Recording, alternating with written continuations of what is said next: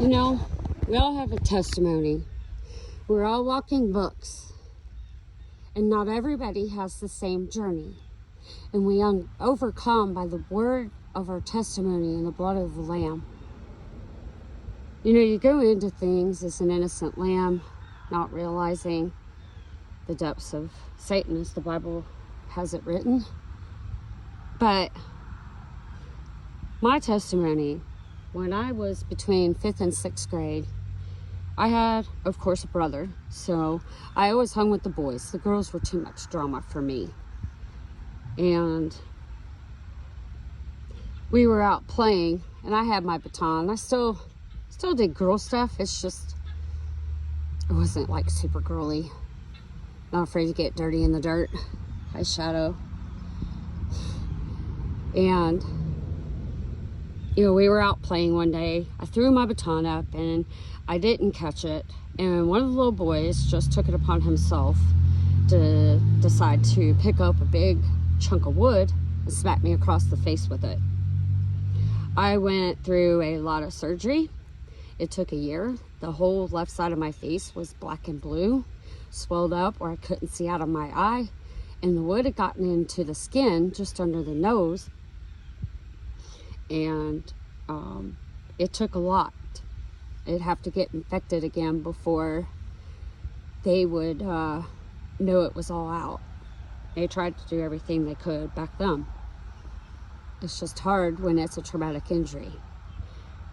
And, you know, on the way to the hospital, I told my mom, she drove me in the car, and she said, or I told her, I said, Mom, I'm going to die, but I'm not scared. And she immediately rebuked me, told me not to talk that way, that I was going to be just fine. And the doctor said the blow to the head should have cost me my life. Well, God has other plans. So because of that, I always wanted to know what to do when something happened, you know, when trauma happened, of how to help somebody. And I made it my life's mission. And I know, you know, there's men in the world that think that women should just be home barefoot and pregnant, and that they, you know, shouldn't be doing anything other than raising children in a home. Which is true. That's a job that is 24/7, and you never get a vacation.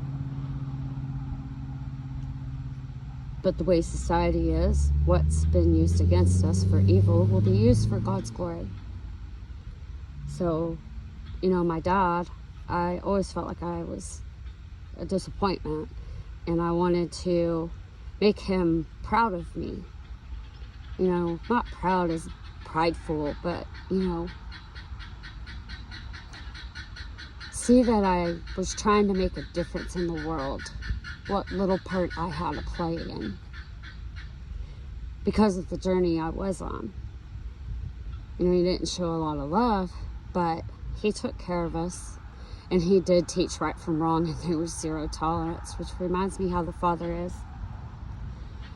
But on this journey, my dad had came in to visit, and my grandfather, Peppy, had collapsed. And my dad said, all I could think of is, if you were here, you would know what to do. Because I always felt like I was a disappointment to him. And I know a lot of people probably that feel that way with God. But when you strive and take the high road, I ended up getting a letter, and letters on our DNA. It's a scroll.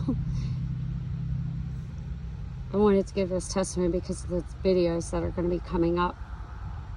I think it's going to be at least 2 as I know of as of right now. And this is for Sister D, because she made that video. And because of my journey in the medical field, I became an EMT. I was first responder at first. It was required. It wasn't a license, it was a certificate. And I got my EMT license. And at one time,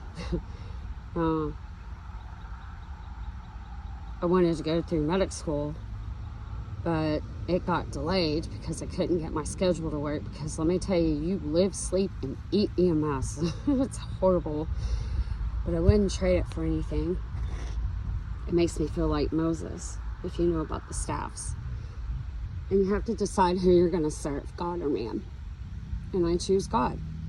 So here's my journey. And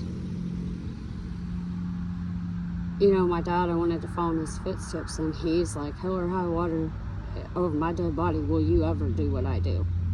And now I understand why. And now I understand the journey that I'm on. But years later, when I was pregnant with my second child, I was told my alpha-feta protein levels were high, and that my child would probably have Down syndrome. Let me tell you, back then I kind of knew a little about it, but I didn't know a lot. So we had all the testing and everything done, and turned around and found out it's something inherited from his dad, not me. And they were like, well, it could be nothing, since it's something that is inherited through the male line, not female line. And they weren't too concerned about it, and they definitely confirmed it wasn't Down syndrome, and they were absolutely right. It was just an inherited trait, and now my future grandson also will carry that trait. So anyways, long story short,